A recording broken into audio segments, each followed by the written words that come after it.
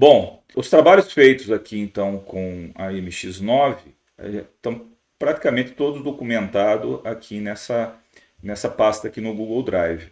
Tem vários documentos de texto aqui que explicam como que a instalação foi feita e alguns não é exatamente um tutorial, né? É mais um guia de como as coisas foram feitas. Então depois eu volto e comento alguns longamente e alguns rapidamente. Aqui a pasta MX9 Anatel 2005, ele ganhou da Anatel essas TV Box, né? Então tem aqui a imagem original, né? Que é esse Armbian 21 com kernel 4.4, né? Essa foi a imagem original. Nós não encontramos uma versão server, que seria de preferência, então daí a gente já pegou essa com desktop. Vou voltar aqui e vou mostrar o que a gente tem aqui nos backups. Bom, aqui tem algumas imagens de backups. Essa Linux MX9 2025 é a mais crua de todas. Ela é feita apenas a instalação, algumas configurações para usar o relógio aqui para o Brasil, né? O horário de Brasília, configuração de teclado para acertar cedilha, algumas configurações do próprio mkconfig, né, para acertar a velocidade da memória, que mexe bastante com o desempenho.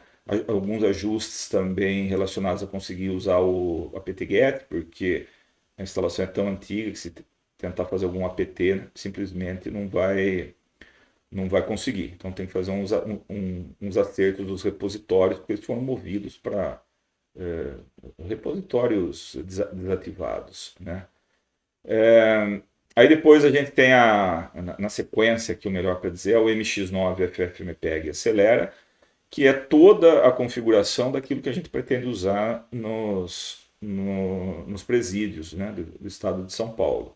Então ela tem a aceleração de gráfico configurada e também ela tem a parte já do Moodle preparada para rodar na forma de meio que uma aplicação isolada. Depois a gente explica melhor também isso daí.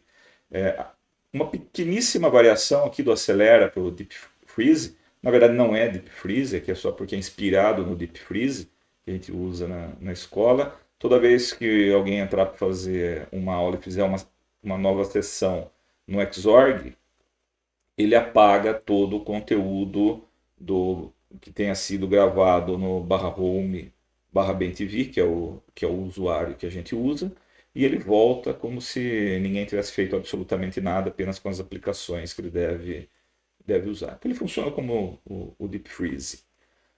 Finalmente, né, essa versão do MX9 com Computer Vision, ele tem a parte, obviamente, da aceleração de hardware, mas aqui a gente colocou as ferramentas de inteligência artificial, TensorFlow para o Python, TensorFlow Lite com C++, e também o MediaPipe. Então depois a gente vai fazer uns testes mostrando que foi possível, que só serve realmente de toy para trabalhar com isso daqui. Voltando aqui, a gente tem a pasta aqui do kernel Legacy, e aí aqui a gente vai ter algumas configurações de como foi feita a construção desse kernel modificado. A ideia aqui era ativar o Ion, mas mesmo o Ion não é totalmente implementado na versão 4.4 do kernel. Era uma compilação que supostamente queria usar o Ion para fazer a decodificação de vídeo, mas ela acabou não dando muito certo. Mas como teve uma série de dificuldades para construir o kernel, vale a pena deixar registrado aqui aquelas alterações que foram feitas para conseguir baixar e compilar esse kernel. E depois a gente tem a parte aqui com os softwares, né, que foram instalados. É aqui a parte para aceleração gráfica, né?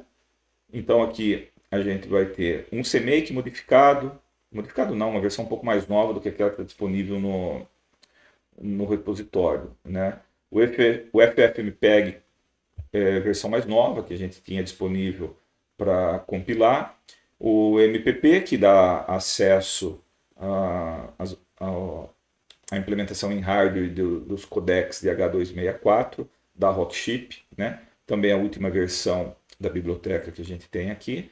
E aqui a gente tem dois arquivos aqui do MPV, que é um Media Player, que usa o FFmpeg e que, por sua vez, usa a biblioteca MPP. Primeiro é a versão 0.29, que ela é antiga, né? A gente fez um git checkout, né, em cima de uma versão antiga.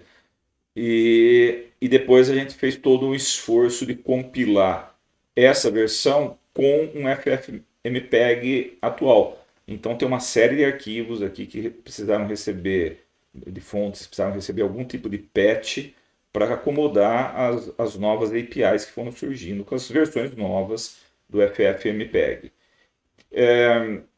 Depois a gente tem também compilado aqui o SM Player, que vai fazer uso também do MPV.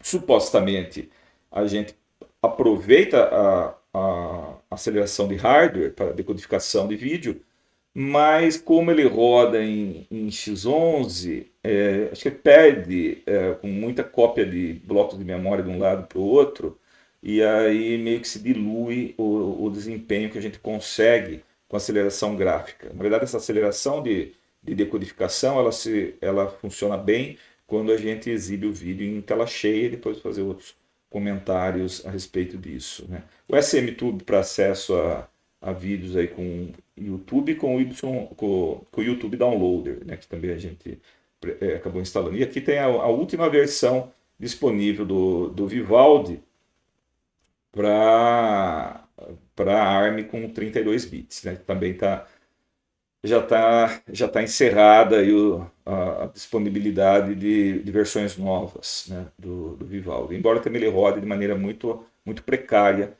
em 32 bits com 1 GB de memória. Ainda bem a gente tem aqui esse roda MPV3, que é um script que procura fazer alguns ajustes para rodar em tela cheia o MPV. E depois a gente volta e fala um pouco mais a respeito do funcionamento aqui do roda MPV3. Então essa é a versão inicial aí do vídeo, falando do que a gente tem aí. Agora, aqui ainda em software, a gente vai ter a parte da visão computacional.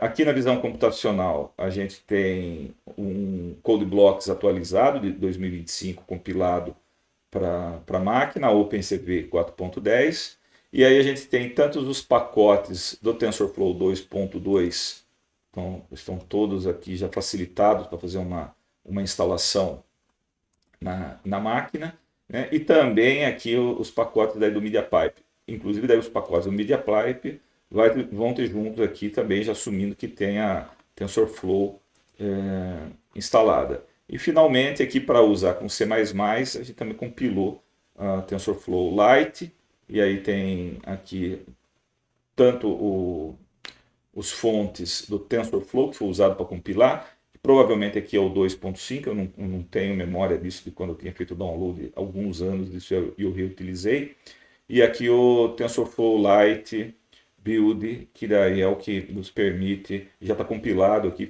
facilita se alguém quiser simplesmente pegar esse pacote aqui e instalar na TV Box. Então são essas coisas. Só ficou faltando eu falar aqui dessa instalação H264, que também a gente tem aqui a pasta do Moodle, que na verdade a gente tem aqui alguns scripts auxiliares para trabalhar lá com o nosso Deep Freeze, né? E o meu Moodle e FESP, que é uma aplicação de Electron em cima de Node, que abre só a página do Moodle do campo salto, e que é um teste para que a gente use isso daqui nos presídios. Então, essa todo o trabalho que foi feito, e agora nos próximos vídeos a gente vai detalhar alguns desses procedimentos que foram realizados.